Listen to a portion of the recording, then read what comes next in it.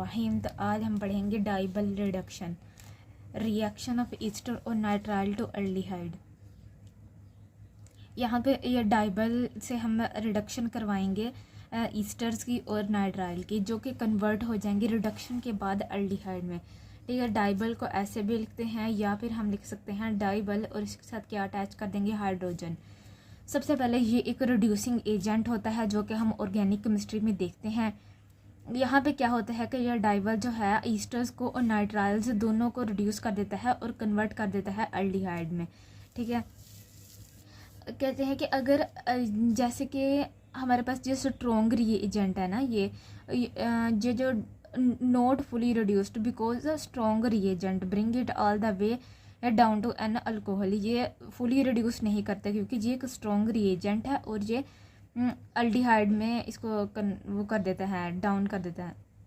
अच्छा, आगे क्या कहते हैं कि happens for Easter at lower temperature. ये कब हैपन होता है, जब ईस्टर्स को हम लोअर टेम्परेचर पर ट्रीट करते हैं। अगर यानी कि डाइबल के साथ रिडक्शन कब होगी, जब टेम्परेचर कम होगा। ठीक है, तो अगर टेम्परेचर ज़्यादा होता है ऐड तो क्या करना पड़ जाता है हमें, तो क्या अगर टेम्परेचर ज़्यादा रखेंगे तो हमें एक्स्ट्रा इक्विवेलेंट ऐड करने पड़ेंगे डाइबल के। ठीक है, जो कि रिड्यूस करेंगे अल्कोहल को, रिड्यूस डाउन टू अल्कोहल। अगर एक्स्ट्रा इक्विवेलेंट ऐड नहीं करेंगे तो वहाँ पर रिडक्शन नहीं होगी, रिड्यूस वो नहीं कर पाएगा अगर टेम्परेचर ज़्यादा हुआ तो। अगर हम कहते हैं कि अगर हाई टेम्परेचर पर डाइबल जो है एडिशनल कार्बोनिल्स जो होते हैं उनको अल्डिहाइड और कीटोन जो होते हैं ना हमारे पास, उनको भी रिड्यूस कर देता है। अगर तो टेम्परेचर ज़्यादा रखा हुआ है हमने तो ये क्या करेगा, डाइबल जाके क्या करेगा, जो कीटोन और अल्डिहाइड बने थे ना हमारे पास, अल्डिहाइड और कीटोन बने थे, उनको जाके भी रिड्यूस कर देता है। ठीक है, इसीलिए हमें टेम्परेचर को ज़्यादा नहीं रखना, टेम्परेचर क्या करना है, लो ही रखना है। जब भी डाइबल का रिएक्शन करवाना है, डाइबल के साथ कोई रिएक्शन करवाना है तो क्या करना है, टेम्परेचर लो रखना है। All the weight when alcohol one is dibble ना डाइबल। अच्छा, why do we have two different way. हमारे पास कहते हैं कि स्पेलिंग इट, कि इसको स्पेलिंग इसके लिखने के, एक तो हमारे ये देखो डाइबल एक इस तरह से भी लिख सकते हैं या हम इसको इस तरह से भी लिख सकते हैं। इसको अटैच कर देते हैं AL हाइड्रोजन के साथ। तो कहते हैं कि हम इसे दो तरह से क्यों लिखते हैं, आगे चल के वो देखते हैं कि इसे क्यों दो तरह से लिखते हैं। सबसे पहली बात जो है वो है कि यहाँ पे देखो ये डाइबल है ना, इसके साथ क्या अटैच है, हाइड्रोजन अटैच है। वो कहते हैं कि ये जो हाइड्रोजन है ना, ये इस दिखाने के लिए है कि जो डाइबल के साथ हाइड्रोजन एक अटैच है, तो वो दिखाने के लिए सिर्फ लिखा हुआ है। और इसके नेम क्या, इसको पूरे को क्या पढ़ेंगे, डाई आइसोब्यूटाइल एल्यूमिनियम हाइड्राइड। ठीक है, ये इसको पढ़ेंगे। और जैसे ये होता है ना, देखो ये जो दो आइसोब्यूटाइल क्या अटैच हैं, डाई आइसोब्यूटाइल, डाई मतलब कि दो आइसोब्यूटाइल इसके साथ अटैच हैं, और एल्यूमिनियम रह गया, और फिर क्या रह गया, हाइड्रोजन। एल्यूमिनियम और हाइड्रोजन को लिख लेंगे और इसके साथ क्या कर देंगे, डाई आइसोब्यूटाइल ऐड कर देंगे।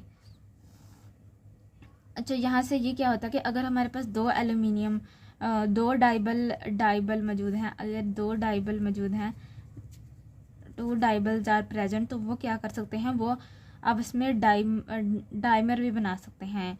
देखो इस तरह से यहाँ से पार्शली यहाँ से बॉन्ड बनाएंगे, वो अटैचमेंट होगी, और ये एक इसका एल्यूमिनियम से हाइड्रोजन, इस एल्यूमिनियम से हाइड्रोजन के साथ यहाँ पे ब्रिज डाइमर बनेगा। जैसे कि ईस्टर होता है, ईस्टर को अब हमने लो टेम्परेचर पर ट्रीटमेंट करवानी है डाइबल के साथ, तो ही एल्डिहाइड फॉर्म होगा।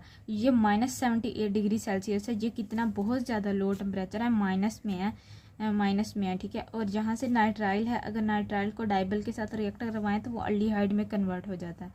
ठीक है, अब यहाँ पे जो डाइबल है इसके सेंटर में क्या चीज़ अटैच है, इसके सेंटर में एल्यूमिनियम अटैच है। ठीक है, इसी तरह हमारे पास एक और रिड्यूसिंग एजेंट भी होता है जिसे हम कहते हैं lithium aluminium hydride. Lithium aluminium hydride में देखो सेंट्रल एटम कौन सा है, एल्यूमिनियम है, और इसके साथ क्या अटैच होते हैं, हाइड्रोजन होते हैं, जो कि एक रिड्यूसिंग एजेंट है। लिथियम एल्यूमिनियम हाइड्राइड क्या है, रिड्यूसिंग एजेंट। और इसी तरह डाइबल भी क्या है कि रिड्यूसिंग एजेंट है। यहाँ पे लिथियम जो होता है उसके ऊपर पॉजिटिव चार्ज होता है और एल्यूमिनियम हाइड्राइड के ऊपर नेगेटिव चार्ज होता है, लेकिन डाइबल के ऊपर क्या होता है, ये न्यूट्रल होता है। ये क्या होता है, न्यूट्रल होता है, इसके ऊपर कोई चार्ज नहीं होता। लेकिन यहाँ पे एल्यूमिनियम के ऊपर क्या होता है, लिथियम एल्यूमिनियम हाइड्राइड के ऊपर क्या होता है, नेगेटिव चार्ज होता है। ठीक है, इसके पास क्या होता है, टोटल 6 वैलेंस इलेक्ट्रॉन्स होते हैं, लेकिन ये बात होती है कि ये एक्सेप्शन ये इसकी एक्सेप्शन क्या होती है, ये ऑक्टेट रूल पे फॉलो करता है। लेकिन यहाँ पे अगर इसे डाइबल की बात की जाए तो यहाँ पे ये क्या, इसीलिए ये किस तौर पर एक्ट करेगा, न्यूक्लियोफाइल के तौर पर। लिथियम एल्यूमिनियम हाइड्राइड न्यूक्लियोफाइल के तौर पर एक्ट करता है, लेकिन जो डाइबल होता है वो इलेक्ट्रोफाइल के तौर पर एक्ट करता है। क्यों? क्योंकि देखो इसके क्या कितने बॉन्ड इसने बनाए होते हैं, 3 बॉन्ड बनाए होते हैं, लेकिन जहाँ पर क्या होता है, इसके पास एक एम्प्टी पी ऑर्बिटल होता है, जिसकी वजह से डाइबल क्या करता है, इलेक्ट्रोफिलिक रिडक्शन। ठीक है, अच्छा अब नेक्स्ट हम देख लेते हैं कि जो लिथियम है ना, lithium aluminium hydride is very small. ठीक है, is very small and very strong, very reactive and it reduce these molecules all the way. Easter and nitrile give 1 degree alcohol. अगर ये ईस्टर और नाइट्राइल को reduce करेगा तो 1 degree alcohol देगा। Dibble is bigger sluggish got lot of the baggage. Dibble क्या होता है, बिगर होता है, स्लगिश होता है, और इसके साथ जो ज़्यादा बैगेज लगे होते हैं, ये ज़्यादा बड़ी चीज़ें लगी हुई हैं ना, तो ये क्या करता है कि ये हमें कंप्लीट ही रिएक्शन ही नहीं देता। ये जाके क्या करता है, जब ये रिएक्शन जब स्टार्ट होता है तो ये क्या करता है, एक रिडक्शन होती है और ये अल्डिहाइड पे जाकर स्टॉप कर देता है। ठीक है, ये आगे भी रिएक्ट कर सकता है अल्डिहाइड, क्योंकि हमें तो अल्डिहाइड ही चाहिए ना। ये आगे भी रिएक्ट कर सकता है, वो रिएक्ट करने के बाद ये और कंडीशन, सर्टेन कंडीशन में रिएक्ट करेगा और इसमें डाइबल ऐड करेंगे तो ये और चीज़ें भी बना सकता है, लेकिन हमें अल्डिहाइड चाहिए तो हमें सिर्फ एक बार रिडक्शन करवाने से अल्डिहाइड मिल जाएगा। अब इथाइल एथोनुएट है, उसके साथ रिएजेंट है, रिएजेंट कौन सा है, डाइबल है। अब इनके दरमियान इसका मैकेनिज्म देख लेते हैं कि इसके दरमियान रिएक्शन कैसे होगा। ऑक्सीजन के पास कितने 2 लोन पेयर हैं। ठीक है, ये एल्यूमिनियम के पास एक एम्प्टी पी ऑर्बिटल होता है। रिएक्शन यहाँ से स्टार्ट होगा कि ये वाला जो लोन पेयर ऑक्सीजन का इसके एम्प्टी पी ऑर्बिटल के ऊपर अटैक करेगा। जब अटैक करेगा तो क्या चीज़ फॉर्म होगी, यहाँ पे ऑक्सीजन के पास अभी 1 लोन पेयर है, जहाँ से इसके ऊपर पॉजिटिव चार्ज फॉर्म हो जाएगा और एल्यूमिनियम के साथ इसका बॉन्ड बन गया है, और एल्यूमिनियम के ये जो हम बाकी जो, और यहाँ से क्या चीज़ ये है, हाइड्रोजन लगी हुई है। ठीक है, इसके साथ क्या चीज़ बनाएंगे ये। और नेक्स्ट जो हमारे पास अब देखो यहाँ पे एल्यूमिनियम के कितने बॉन्ड बने हुए हैं, एल्यूमिनियम के कितने बॉन्ड बने, 1 2 3 और ये वाला 4, 1 2 3 और ये वाला 4 बने हैं। लेकिन एल्यूमिनियम कितने बॉन्ड बनाता है, वो कितने बॉन्ड बनाना चाहता है, 3 बॉन्ड बनाना चाहता है, लेकिन जहाँ पे तो 4 बॉन्ड बने हुए हैं। तो अब ये अनहैप्पी है। अब इसने अब हैप्पी कैसे होगा भाई, ये क्या, इसका एक बॉन्ड ख़त्म होगा तो ये हैप्पी होगा ना, 3 बॉन्ड बनेंगे। यहाँ से क्या होगा कि ये वाला जो हाइड्रोजन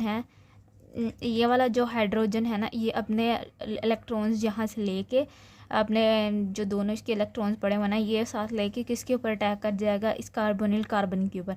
अब मसला ये है कि अब इस कार्बन के भी कितने बॉन्ड बन गए, 1 2 3 4, और ये जो न्यू वाला आएगा उसको मिला के कितने बन जाएंगे, 5 बन जाएंगे।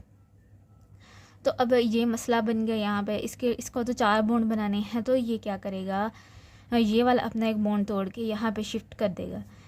तो नेक्स्ट की इस तरह की चीज़ बन के हमारे पास सामने आएगी, OET, एंड यहाँ पे ऑक्सीजन जिसके 2 लोन पेयर वापस आ गए। इसके साथ क्या अटैच था, एल्यूमिनियम, और एल्यूमिनियम के साथ वही 3 बॉन्ड, अब 3 बॉन्ड है इसके ऊपर, 1 2 3। एल्यूमिनियम के कितने बॉन्ड हैं, 3 बॉन्ड है, और हाइड्रोजन क्या कर दिया, यहाँ पे लगा दिया उन्होंने। अब नेक्स्ट क्या होता है कि अब फाइनल स्टेप है हाइड्रोलाइसिस। हाइड्रोलाइसिस से क्या चीज़ मिल जाएगी, यहाँ से हाइड्रोजन मिल जाएगा और डबल बॉन्ड O+ETOH।